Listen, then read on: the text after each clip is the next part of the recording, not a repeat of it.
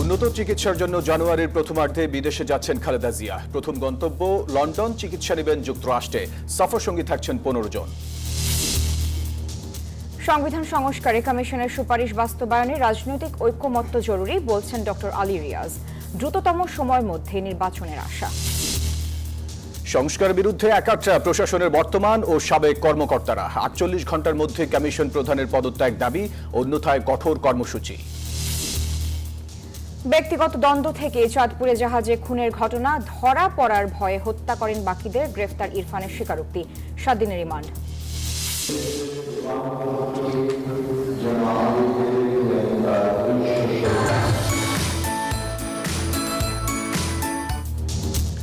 বড়দিনে গির্জায় গির্জায় প্রার্থনা, তারকামানের হোটেলগুলোতে নানা আয়োজন। সবার মাঝে যীশু খ্রিস্টের কল্যাণের বাণী পৌঁছে দেওয়ার আহ্বান। দেশের সবাই সব ধর্মের সবাই যাতে ভালোভাবে থাকে। ঈশ্বরের কাছে চাবো যাতে সবার মধ্যে মনুষ্যত্ব জিনিসটা আসে। বিশ্বের শান্তির জন্য, মানবতার শান্তির জন্য একসঙ্গে কাজ করতে পারেন। 67 আরোহী নিয়ে কাজাখস্তানে আজারবাইজানের যাত্রীবাহী উড়োজাহাজ বিধ্বস্ত, বিস্ফোরণে মুহূর্তে ছিন্ন ভিন্ন সবকিছু, জীবিত উদ্ধার দৃশ্য। এবং বিপিএল এর ঢাকা ক্যাপিটালের হয়ে মাঠ মাতাতে প্রস্তুত সাব্বির। কাজে লাগাতে চান টি10 লিগের অভিজ্ঞতা, ফিরতে চান জাতীয় দলে।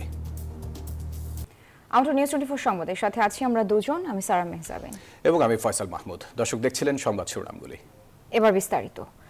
অবশেষে উন্নত চিকিৎসার জন্য বিদেশ যাচ্ছেন বিএনপি চেয়ারপারসন খালেদা জিয়া। সবকিছু ঠিক থাকলে উন্নত চিকিৎসার জন্য জানুয়ারির প্রথমার্ধেই বিদেশ যাচ্ছেন তিনি। প্রথম গন্তব্য যুক্তরাজ্যের লন্ডনে এবং চিকিৎসা নেবেন যুক্তরাষ্ট্রে। খালেদা জিয়ার ব্যক্তিগত চিকিৎসক ও বিএনপি স্থায়ী কমিটির সদস্য ডাক্তার AZM জাহিদ হোসেন জানিয়েছেন, রওনা হওয়ার নির্দিষ্ট তারিখ এখনো চূড়ান্ত হয়নি। এরই মধ্যে 15 জন সফর সঙ্গীর নামও চূড়ান্ত করেছে বিএনপি। বিস্তারিত জানাচ্ছেন সাইফুল ইসলাম। লিভার সিরোসিস ছাড়াও নানা শারীরিক জটিলতায় দীর্ঘ সময় ধরে ভুগছেন 79 বছর বয়সী সাবেক প্রধানমন্ত্রী খালেদা জিয়া। হৃদরোগ, আর্থাইটিস, ডায়াবেটিস, দাঁত ও চোখের নানা জটিলতাও রয়েছে তার। 2002 সালে হৃদরোগে আক্রান্ত হলে তার হৃদযন্ত্রের 3টি ব্লক ধরা পড়ে, এর একটিতে রিং পরানো আছে। পতিত স্বৈরাচার আওয়ামী লীগ সরকারের আমলে মিথ্যা মামলায় তাকে সাজা দিয়ে কারাবন্দী করা হয়। এরপর নির্বাহী আদেশে শর্ত সাপেক্ষে মুক্তি দেয়া হলেও বন্ধ রাখা হয় উন্নত চিকিৎসার জন্য বিদেশ সফর। পরিবার ও দলের পক্ষ থেকে বারবার আবেদন জানালেও রাজনৈতিক প্রতিহিংসায় কানে তোলেনি তৎকালীন সরকার। জুলাই আন্দোলনের পর অন্তর্বর্তী সরকার তাকে পুরোপুরি মুক্ত করলে খোলে উন্নত চিকিৎসার দ্বার। এরপর কয়েক দফা উদ্যোগ নিলেও শারীরিক কারণে বেগম খালেদা জিয়াকে বিদেশে নেয়ার পথ রুদ্ধই থেকে যায়। অবশেষে বেগম জিয়ার ব্যক্তিগত চিকিৎসক ও বিএনপির স্থায়ী কমিটির সদস্য ডাক্তার AZM জাহিদ হোসেন বুধবার টেলিফোনে জানান, জানুয়ারি মাসের প্রথমার্ধে লন্ডন যাচ্ছেন বিএনপি চেয়ারপারসন। বোর্ডের পরামর্শক্রমে ইনশাআল্লাহ জানুয়ারি প্রথমার্ধে ইউকেতে নিয়ে যাওয়ার প্রস্তুতি চলছে। যদিও ওনার যাত্রার সঠিক তারিখ এখন পর্যন্ত নির্ধারিত হয় নাই, যথাসময়ে সেটি আপনাদেরকে জানিয়ে দেওয়া হবে। ডাক্তার জাহিদ জানান, মেডিকেলের আধুনিক সুযোগ সুবিধা সম্বলিত একটি বিমানে বেগম খালেদা জিয়া প্রথমে যাবেন লন্ডনে। 7 সদস্যের চিকিৎসকের একটি টিম সহ পরিবারের কয়েকজন সদস্য এবং চেয়ারপারসনের ব্যক্তিগত কর্মকর্তারা সহ 15 জন তার সফর সঙ্গী হবেন। খালেদা জিয়ার প্রয়াত ছোট ছেলে আরাফাত রহমান কোকুর স্ত্রী সৈয়দা শর্মিলা রহমান, বিএনপি চেয়ারপারসনের ব্যক্তিগত চিকিৎসক ডাক্তার AZM জাহিদ হোসেন তার সফর সঙ্গী হিসেবে থাকবেন বলে নিশ্চিত করেছে বিএনপি।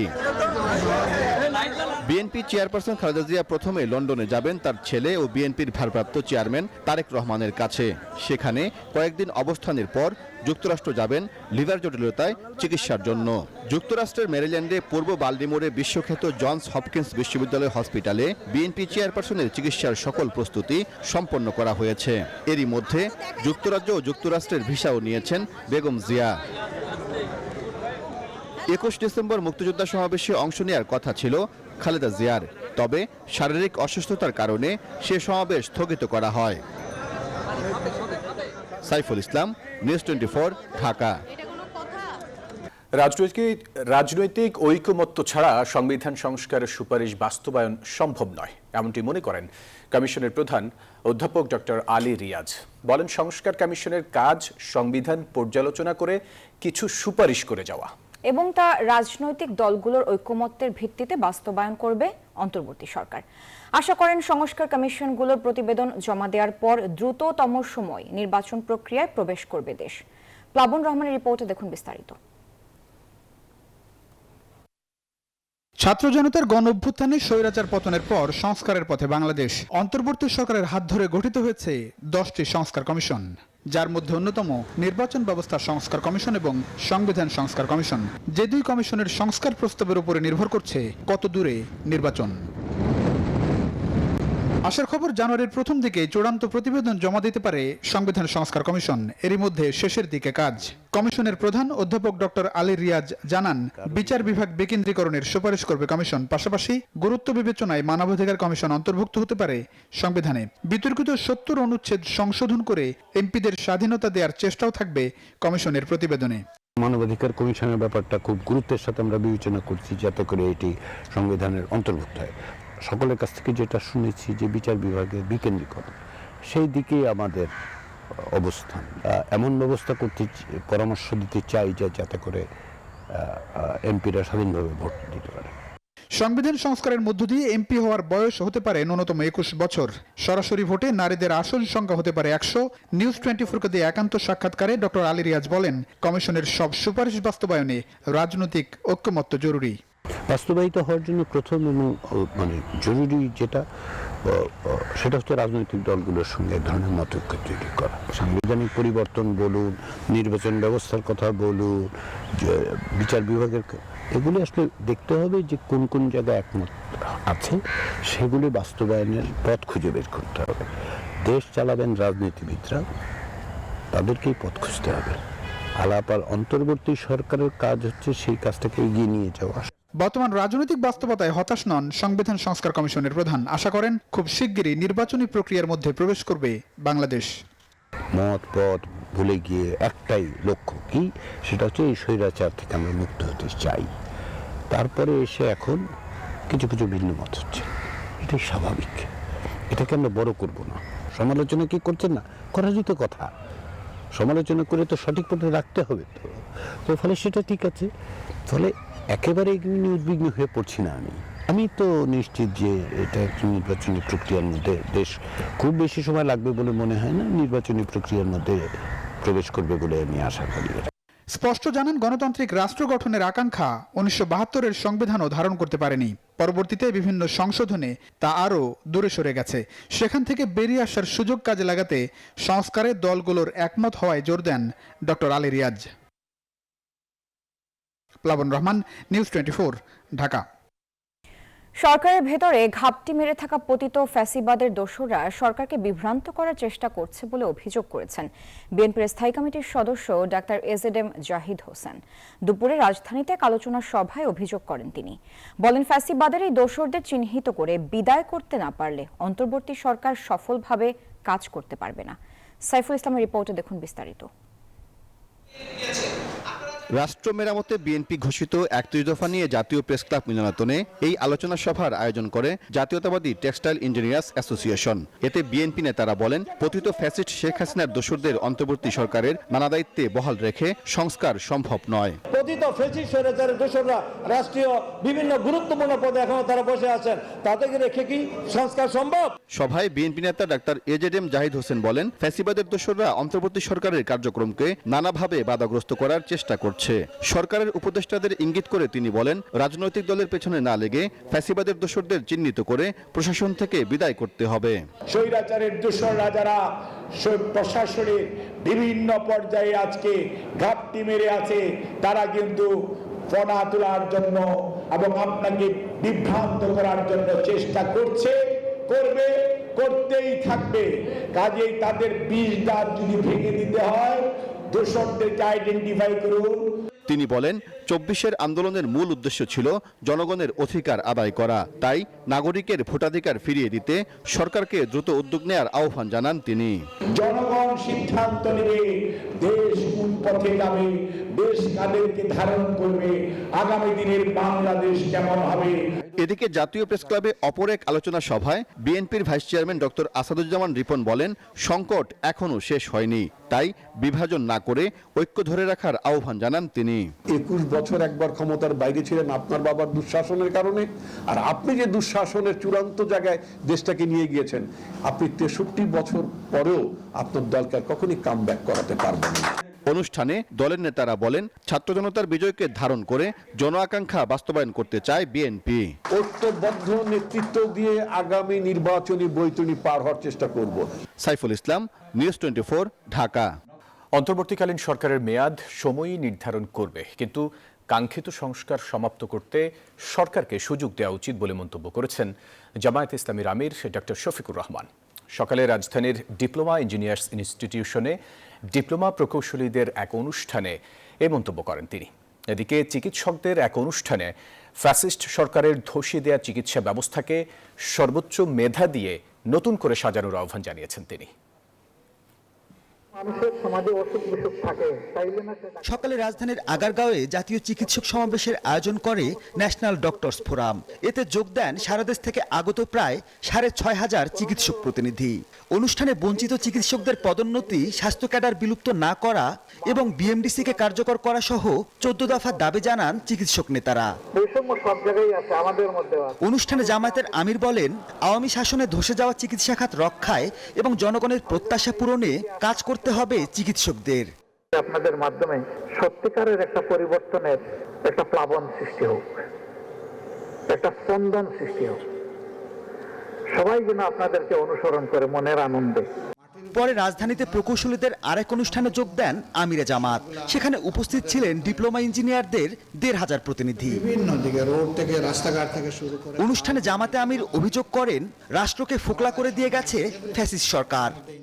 বিচার প্রতিষ্ঠিত থাকে, সেই সমাজে অধিকার বেশি চাওয়ার প্রয়োজন হয় না।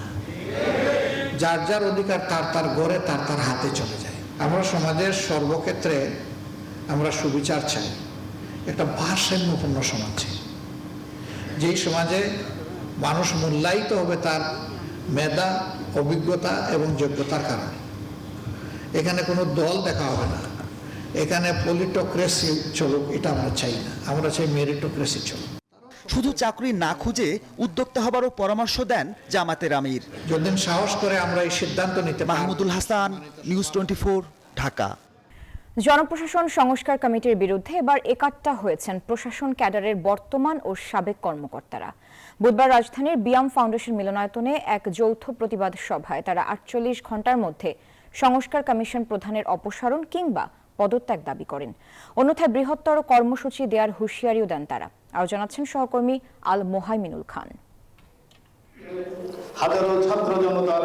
উপসচিব পদে পদোন্নতিতে প্রশাসন ক্যাডারের কোটা কমাতে জনপ্রশাসন সংস্কার কমিশনের নেওয়ার সিদ্ধান্তের প্রতিবাদ জানিয়েছে বিসিএস প্রশাসন ক্যাডারের অবসরপ্রাপ্ত এবং কর্মরত কর্মকর্তারা। বুধবার এই প্রতিবাদ সভার আয়োজন করে বিসিএস প্রশাসন কল্যাণ বহুমুখী সমবায় সমিতি লিমিটেড ও বাংলাদেশ অ্যাডমিনিস্ট্রেটিভ সার্ভিস অ্যাসোসিয়েশন। এতে বক্তারা বলেন, উপসচিব পদে পদোন্নতিতে প্রশাসন ক্যাডার থেকে 50% এবং অন্য 25 ক্যাডার থেকে 50% রাখার যে প্রস্তাব জনপ্রশাসন সংস্কার কমিশন আনতে যাচ্ছে তা বৈষম্যমূলক, অযৌক্তিক ও ষড়যন্ত্রমূলক। সংস্কারের তো মূল টার্গেট রাষ্ট্র এবং জনকল্যাণ, তো রাষ্ট্র জনকল্যাণ কোথায় আছে? অতীতে কোনো সংস্কার কমিশনের রিপোর্ট বাস্তবায়ন হয়নি, এবারও বাস্তবায়িত হবে না জানিয়ে তারা বলেন, অবিলম্বে সংস্কার কমিশনের চেয়ারম্যানের পদত্যাগ করে কমিশন পুনর্গঠন করতে হবে।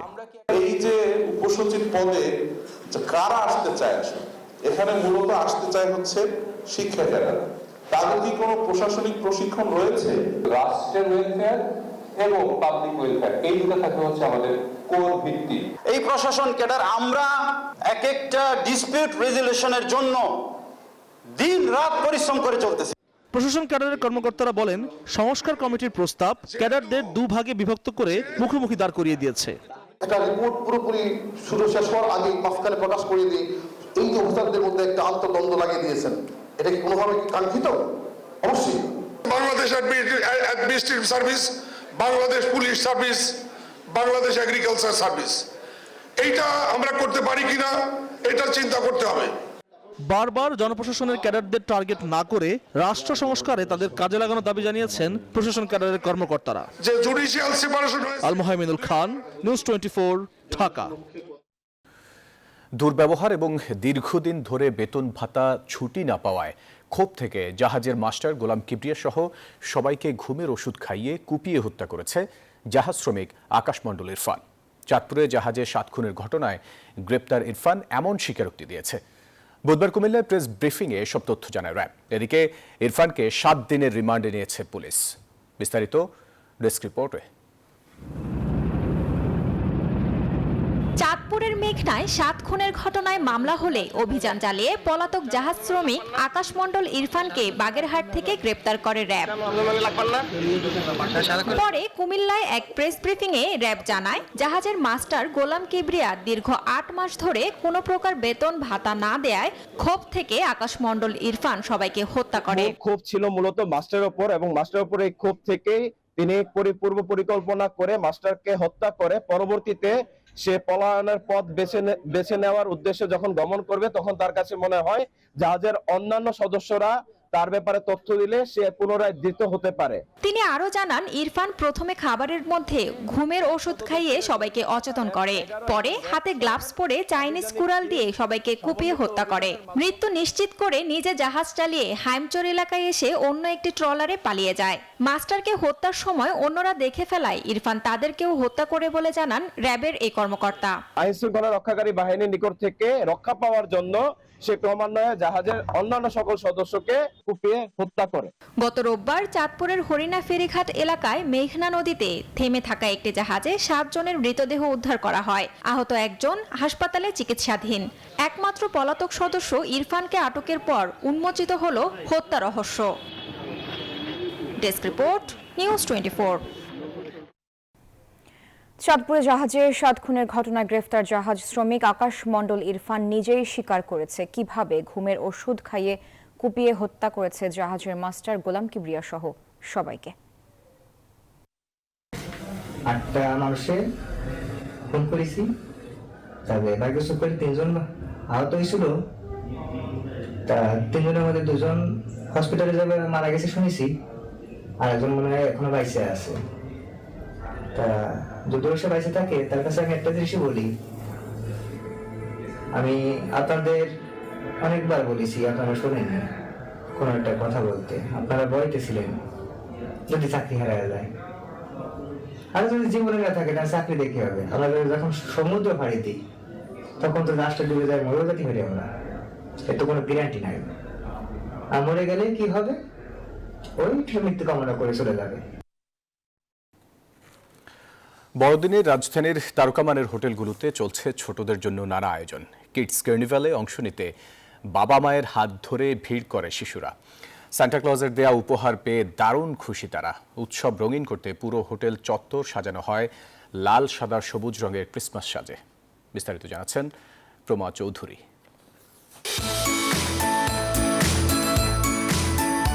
Christmas tree, Santa Claus, gift box আর গেম জোন, প্রাঙ্গণের যেদিকে চোখ যাচ্ছে পুরোটাই সাজানো হয়েছে বড়দিনের সাজে। সেই প্রাঙ্গণে লাল রঙের জামা গায়ে, পরনে ক্রিসমাস টুপি, নেচে খেলে ঘুরে বেড়াচ্ছে শিশুরা। ছুটির এই দিনে ঢাকার 5 তারকা হোটেলগুলোতে কিডস কার্নিভাল আনন্দে মেতেছে তারা। আমি ট্রেনে উঠেছি, জাম্পিং খেলেছি। আমি অনেক খুশি যে বাংলাদেশে এরকম আমরা ক্রিসমাস থিমের জিনিসপত্র পাচ্ছি। চকলেটগুলো অনেক মজা ছিল। পার্টিতে বিশেষ আকর্ষণ ছিল সান্তা ক্লজের আগমন।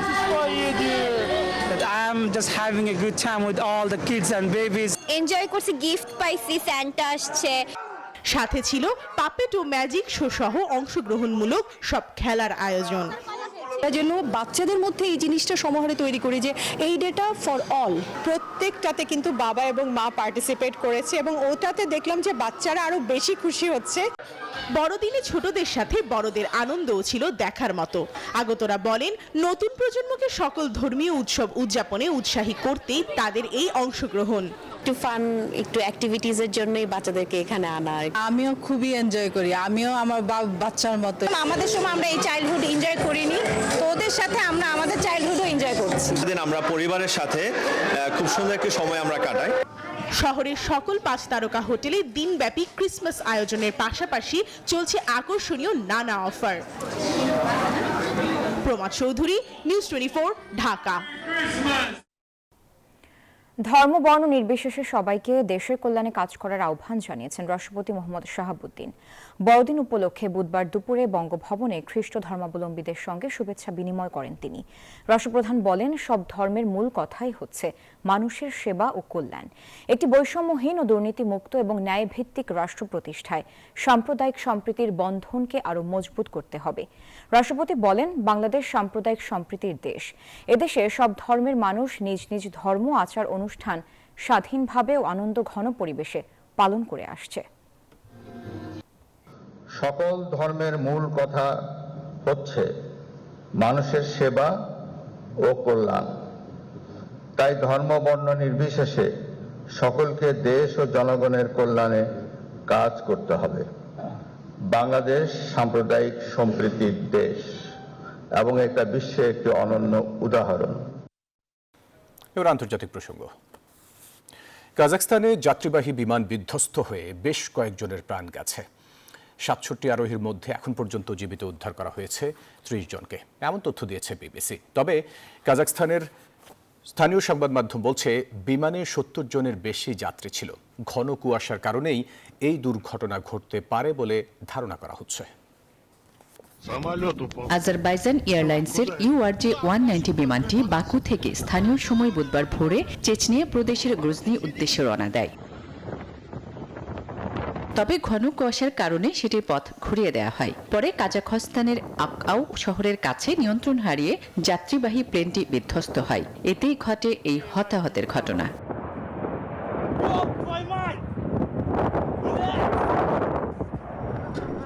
আজারবাইজান এয়ারলাইন্স জানায়, বিমানে 62 জন যাত্রী এবং 5 জন ক্রু সদস্য ছিলেন। তাদের মধ্যে অনেকে নিহত হলেও বেশ কয়েকজনকে জীবিত উদ্ধার করা হয়েছে। আহতদের চিকিৎসা চলছে। আসমাতুলি, নিউজ 24। সারা দেশে আইনশৃঙ্খলা পরিস্থিতি স্বাভাবিক রয়েছে এবং শান্তিপূর্ণভাবে সবাই বড়দিনের উৎসব পালন করতে পেরেছেন বলে মন্তব্য করেছেন স্বরাষ্ট্র উপদেষ্টা মোহাম্মদ জাহাঙ্গীর আলম চৌধুরী। রাজধানীর কাকরাইলে বড়দিনের অনুষ্ঠানে গিয়ে কথা বলেন তিনি। চাঁদপুরে 7 খুনের ঘটনায় তিনি বলেন, গ্রেফতার হওয়া আকাশ মণ্ডলের থেকে অনেক তথ্য পাওয়া গেছে। এই অসুস্থ থাকা জুয়েল সুস্থ হলে আরও তথ্য পাওয়া যাবে। দ্রুতই সব অপরাধীদের গ্রেফতার করা হবে। অনেক ধন্যবাদ ও কৃতজ্ঞতা জানাচ্ছি। এবং এই সরকার আপনার কোনো ভেদাভেদ নাই, আমরা এখানে সবাই বাঙালি, আমরা সবাই। ও কিন্তু নিজে স্বীকারোক্তি দিয়েছে, এরপরে আইনের আওতায় তো তার আনা হয়েছে এবং তার বিচার হবে। এবং অন্য আরেকজন যে আসে অসুস্থ, তাকে আমার সর্বোত্তম চেষ্টা করতেছি, যত ধরনের সাহায্য সহযোগিতার দরকার এবং চিকিৎসার দরকার আমরা তাকে দিয়ে তাড়াতাড়ি সুস্থ করি। 2025 সালে ভারতে নতুন কর্মী নিয়োগ 9% বাড়তে পারে। চাকরি বিষয়ক প্ল্যাটফর্ম ফাউন্ডিটের বরাতে তথ্য দিয়েছে ইকোনমিক টাইমস। তাদের প্রতিবেদনে বলা হয়, তথ্য প্রযুক্তি, খুচরা, টেলিযোগাযোগ, ব্যাংকিং, আর্থিক পরিষেবা ও বিমা খাতে হবে বেশি নিয়োগ। চলতি বছরে ভারতে নতুন কর্মসংস্থানের প্রবৃদ্ধি হবে 10%। গত নভেম্বরে নিয়োগ 3% বাড়লেও ভবিষ্যতে এই গতি বজায় থাকবে বলে পূর্বাভাস দিয়েছে ফাউন্ডেট।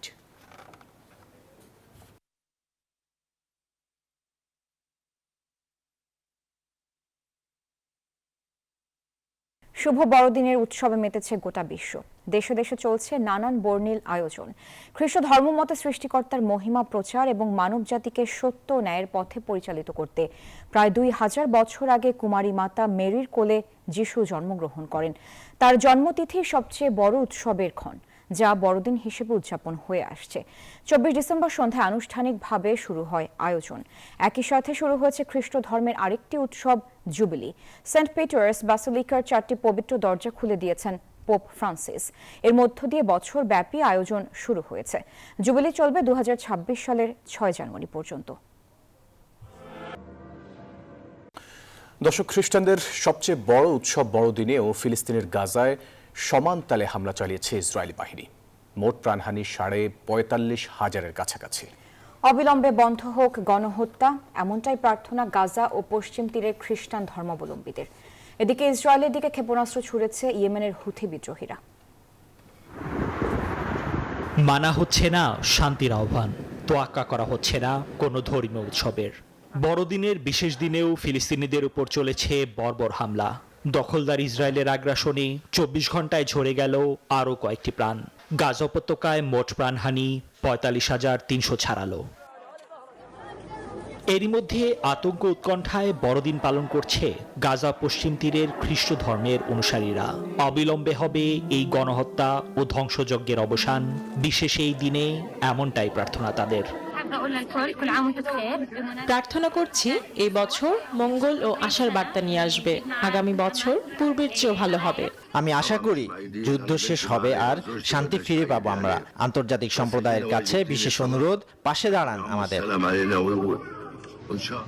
সদ্য স্বাধীন হওয়া সিরিয়াতেও ঘটেছে অপ্রত্যাশিত ঘটনা। ক্রিসমাস গাছে আগুন ধরানোকে কেন্দ্র করে রাজধানী দামেস্কের খ্রিস্টান অধ্যুষিত এলাকায় ছড়িয়ে পড়েছে বিক্ষোভ। কড়া নিরাপত্তার মধ্য দিয়ে দেশটিতে উদযাপিত হচ্ছে বড়দিন। এদিকে ইয়েমেনের হুথি বিদ্রোহীরা দাবি করেছে ইসরায়েলের রাজধানী তেল আবিবে ব্যালিস্টিক ক্ষেপণাস্ত্র হামলা চালিয়েছে তারা। নিবির আমিন, নিউজ 24। আগ্রাসী ব্যাটিং, আত্মবিশ্বাস আর অভিজ্ঞতা নিয়ে সাব্বির রহমান প্রস্তুত বিপিএলে ঢাকা ক্যাপিটালের হয়ে মাঠ মাতাতে। এছাড়া বিপিএলে পারফর্ম করে আবারও ফিরতে চান জাতীয় দলে। সাব্বির রহমান রুমন একজন যোদ্ধা, একজন আগ্রাসী ক্রিকেটার। তার ব্যাটিংয়ের আগুন প্রতিপক্ষের জন্য সবসময়ই ভয়ঙ্কর। গত বিপিএলে দল না পেলেও এবার ঢাকার হয়ে মাঠে নামার আগে সাব্বির নিজের পুরনো ছন্দ খুঁজে পেতে প্রস্তুত। বিপিএল মানেই চ্যালেঞ্জ, আর সাব্বির এই চ্যালেঞ্জ নিতে প্রস্তুত। তার শক্তি, আগ্রাসন এবং আত্মবিশ্বাস সব মিলিয়ে ঢাকার সমর্থকদের জন্য একটি নতুন আশা। কোচ আর ক্যাপ্টেন যে রোল দিবে আমাকে, সেটা আমি চেষ্টা করবো পালন করার জন্য এবং সিচুয়েশন অনুযায়ী খেলার চেষ্টা করবো। এটা বড় হোক বা ছোট হোক, বা ছোট টার্গেট হোক বড় টার্গেট হোক, খেলার চেষ্টা করবো সিচুয়েশন অনুযায়ী। টি10 লিগে বাংলা টাইগার্সের হয়ে সাব্বির শিখেছেন প্রতিটি মুহূর্তের মূল্য। তার মতে এই অভিজ্ঞতা তাকে বিপিএলে আরো ভালো পারফর্ম করতে সাহায্য করবে। ম্যাচ না খেলে আসলে কনফিডেন্স পাওয়া যায় না আসলে ভাইয়া, টু বি অনেস্ট। আসলে ন্যাশনালেও খেলি না আমি, টি20 খেলি না আমি, শ্রীলঙ্কা খেলেছি। এই কনফিডেন্সটা আমার খুব ইম্পর্টেন্ট ছিল আমার জন্য। একটা বড় ইভেন্ট খেলেছি, তো আমার কনফিডেন্স এখন পর্যন্ত ভালো আছে। তো চেষ্টা করবো এটাকে কনফিডেন্স শেষ পর্যন্ত নিয়ে যাওয়ার জন্য। সাব্বির রহমানের লক্ষ্য স্পষ্ট, বিপিএল মাতিয়ে আসতে চান জাতীয় দলের রাডারে। চেষ্টা করছি কামব্যাক করার জন্য, এই জন্য মাঠে আসতেছি, প্র্যাকটিস করছি, বিপিএল সুযোগ পেয়েছি, বাইরের দেশে খেলতে আছি। ইমরান হোসেন, নিউজ 24, ঢাকা। প্রকাশ করা হয়েছে আইসিসি টি20 বোলিং র্যাঙ্কিং। সেরা 10-এ শেখ মেহেদী, ক্যারিয়ার সেরা অবস্থানে তাসকিন রিশাদ। আইসিসি টি20 বোলারদের র্যাঙ্কিংয়ে উন্নতি করেছেন একাধিক বাংলাদেশি বোলার। প্রথমবারের মতো সেরা 10-এ জায়গা করে নিয়েছেন শেখ মেহেদী হাসান। 13 ধাপ এগিয়ে 636 রেটিং পয়েন্ট নিয়ে 10 নম্বর অবস্থানে উঠে এসেছেন এই ডান হাতি অফ স্পিনার। তাসকিন আহমেদও আছেন ক্যারিয়ার সেরা অবস্থানে। 7 ধাপ এগিয়ে 630 রেটিং পয়েন্ট নিয়ে 11তম স্থানে উঠে এসেছেন এই ডান হাতি পেসার। মেহেদী, তাসকিন ছাড়াও সেরা 20-এ জায়গা করে নিয়েছেন রিশাদ। 21 ধাপ এগিয়ে 17 নম্বর স্থানে উঠে এসেছেন রিশাদ হোসেন। এছাড়াও 23 ধাপে গিয়ে 24তম স্থানে উঠে এসেছেন পেসার হাসান মাহমুদ এবং 16 ধাপে গিয়ে 45 নম্বরে আছেন তানজিম সাকিব।